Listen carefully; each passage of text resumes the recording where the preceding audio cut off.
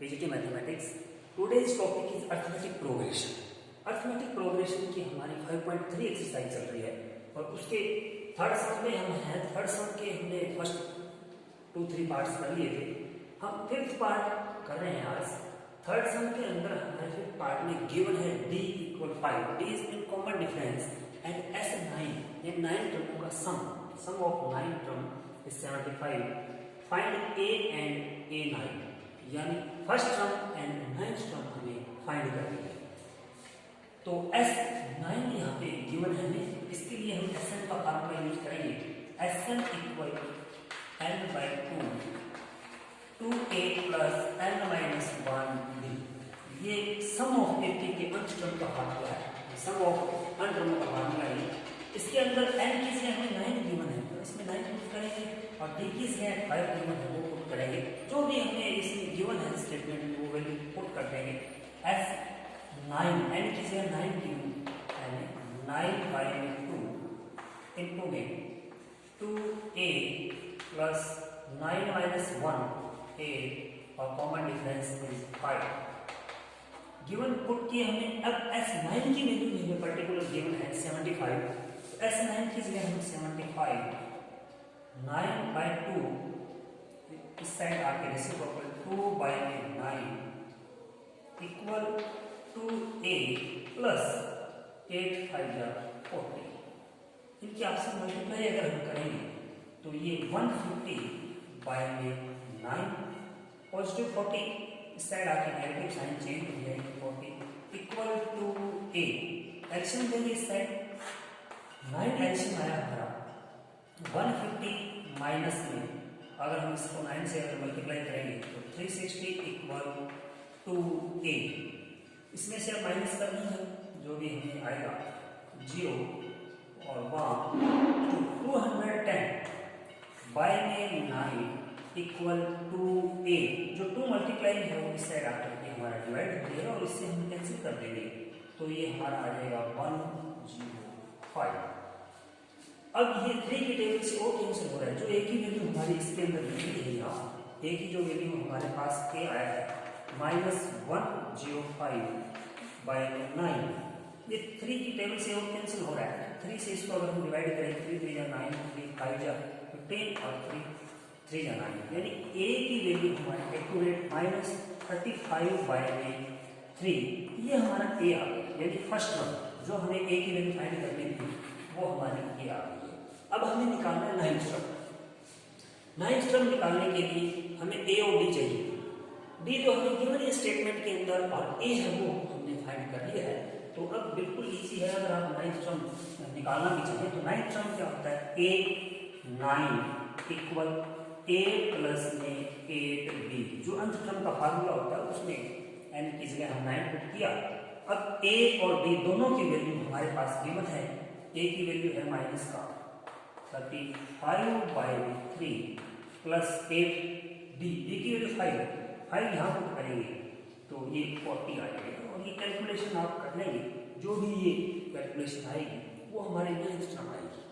तो इस तरह से हमें फिफ्थ पार्ट में करना है, कोई मुश्किल नहीं है। इस तरह से जो भी हमें गिवन होती है टर्म, उसका जो फार्मूला गिवन है वो हम राइट कर देंगे और उसमें जो वैल्यू गिवन है वो पुट कर देंगे, सॉल्व करते जाएंगे, लास्ट के अंदर हमारे पास वैल्यू आ जाएगी। अब देखिए इसका 8th पार्ट। 8th पार्ट के अंदर हमें गिवन है अंत term 4 and d = Sn = -14 find n and a। इसके अंदर हमें number of term and first term find करनी है। तो देखिए जो गिवन है हमें an का फार्मूला लिखते हैं सबसे पहले, an = a + n-1b। इस फार्मूले में जो हमें गिवन है वो an4 equal a + n-1b, d2 given है यहाँ पे। 4 इक्वल a, 2 के अंदर मल्टीप्लाई करें 2 - 2, 4 माइनस का 2 इस side positive equal a + 2n, यानी 6 इक्वल a + 2n। इस पार्ट के अंदर थोड़ा सा यहाँ अलग है, क्योंकि यहाँ देखिए 2 वेरिएबल आ गए हमारे पास।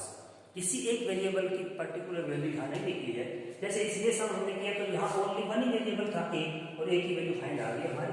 अब यहाँ से हम किसी एक की वैल्यू फाइंड करेंगे, किसी भी टर्म में, चाहे यहाँ ए की वैल्यू फाइंड कर लें हम और चाहे यहाँ एन की कर लें, एक ही बात है। तो 6 माइनस में 2n इक्वल ए, इसको हम फर्स्ट इक्वेशन नाम देते हैं। यहाँ ए की value in term of n आएगी, और अब हम इसका यूज करते हुए नेक्स्ट फार्मूले में रखेंगे। जैसे हमने अब तक इसका एन का फार्मूला यूज किया है, और इससे हमारे पास एक इक्वेशन आ गई, यानी ए की value in term of N आ गई। अब हमें सेकंड गिवन है एस एन। एस एन का जो फार्मूला है वो हम यूज करेंगे। एस एन का फार्मूले दो फार्मूले होते हैं, एक तो हमें लास्ट टर्म जब गिवन होती है nth टर्म तो अलग फार्मूला है, और जब nth टर्म गिवन ना हो, ए और बी हो, तो ये हमारा ये फार्मूला होता है एस एन।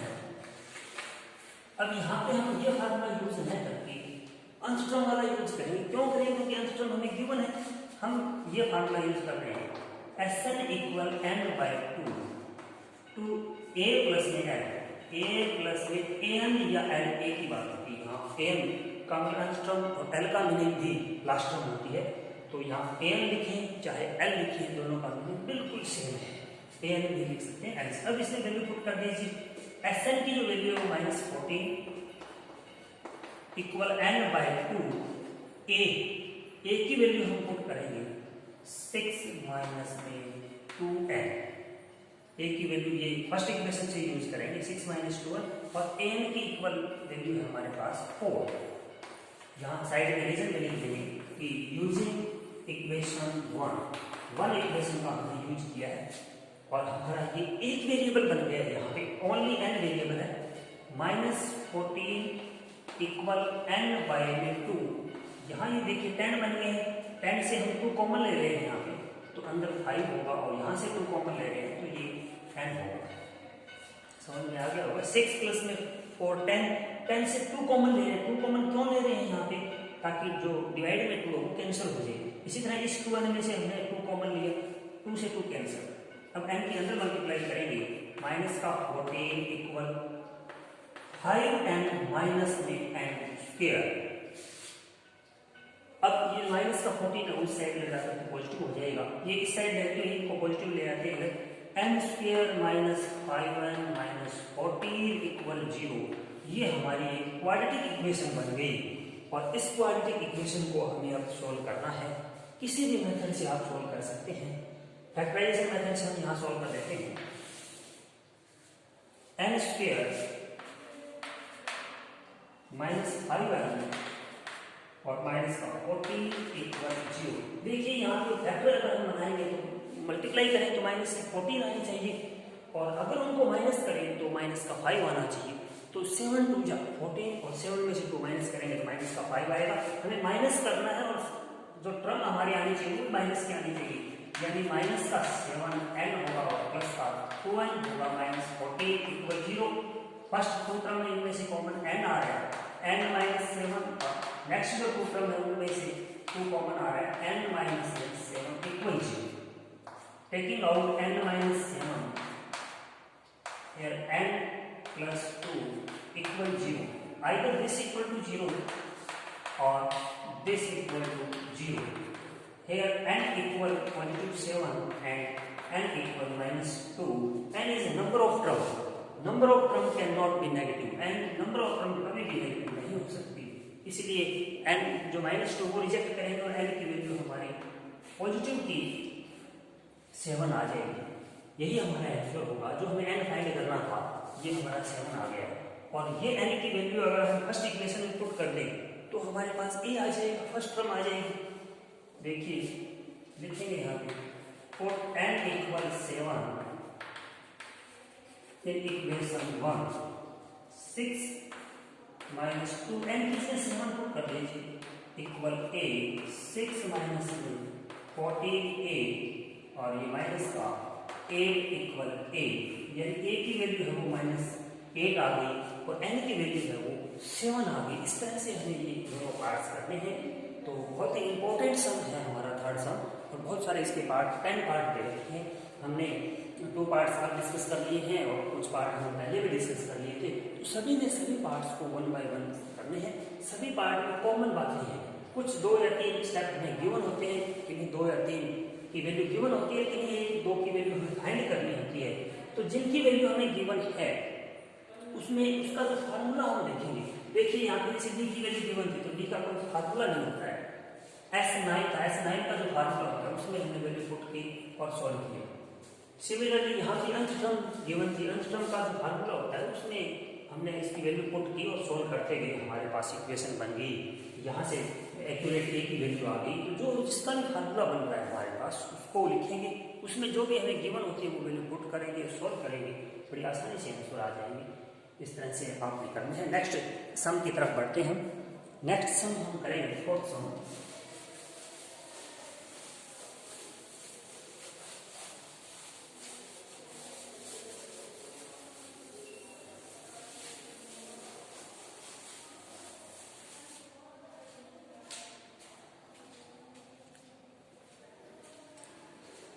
फोर्थ सम कर रहे हैं हम अभी।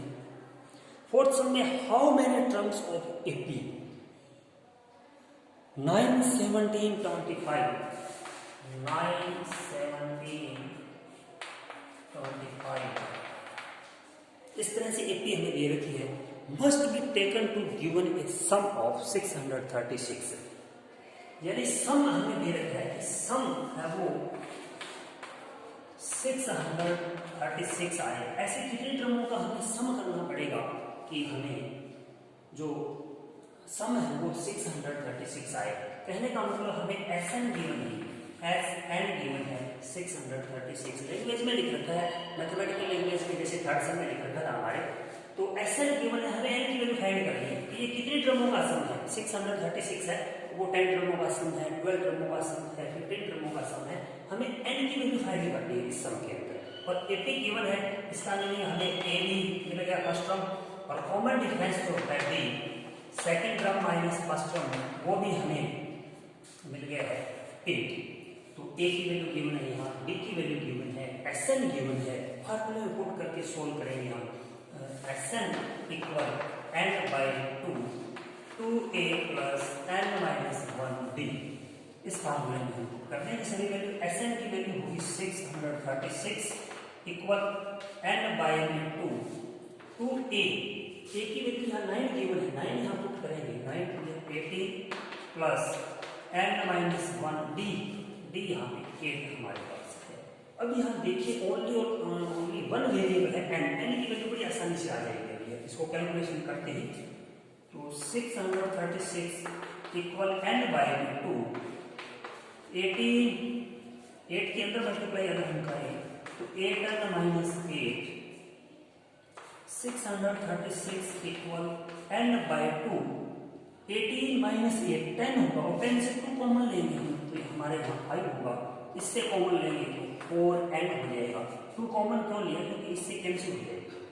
अब 636 इक्वल मल्टीप्लाई n करेंगे हम 5n प्लस 4n स्क्वायर, यानी हमारे यहाँ क्वाड्रेटिक इक्वेशन बन रही है। और क्वाड्रेटिक इक्वेशन कौन सी बन रही है, 4n square plus 5n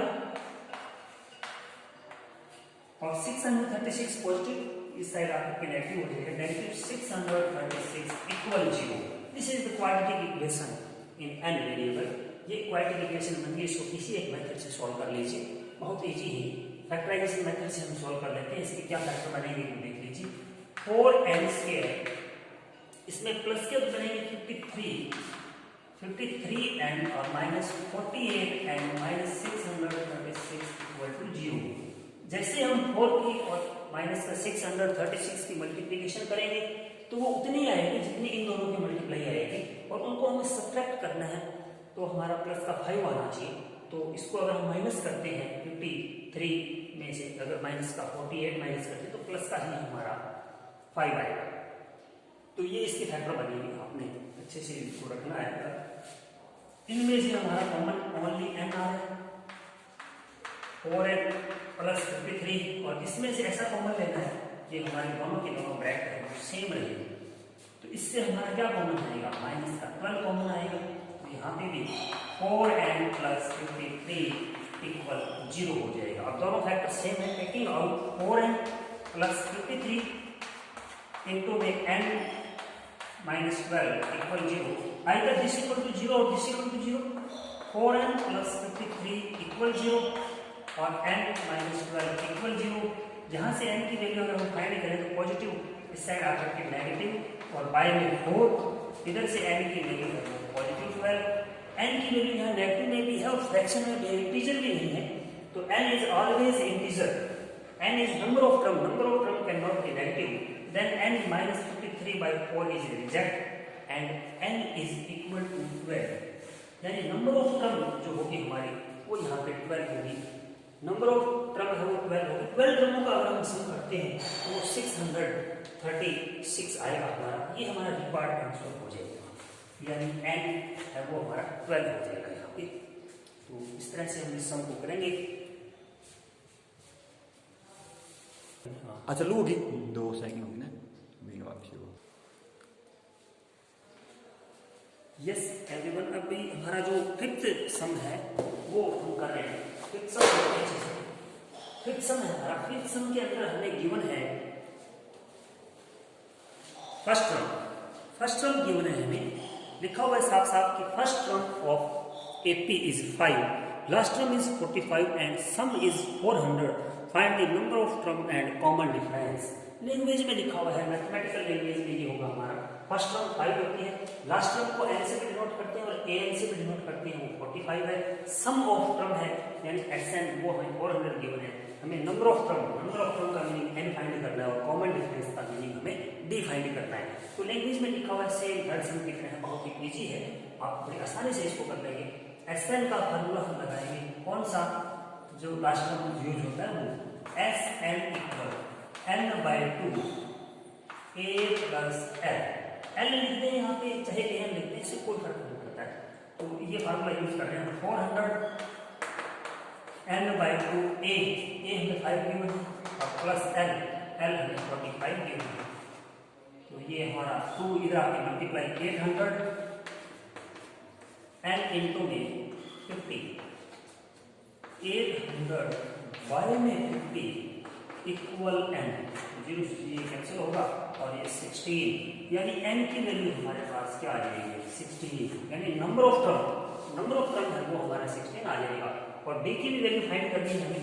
d की वैल्यू भी हम फाइंड कर रहे हैं क्योंकि an का जो फार्मूला होता है हमारा अंत टर्म का a plus n minus 1b, ये फार्मूला यूज कर रहे हैं. an की वैल्यू हमारे पास 45, a common first term 5, n हम निकाल चुके हैं 16 माइनस 1 15 और यहाँ b हम फाइंड कर रहे हैं. तो 45 पॉजिटिव 5 इधर आके नेगेटिव इक्वल 15b, 40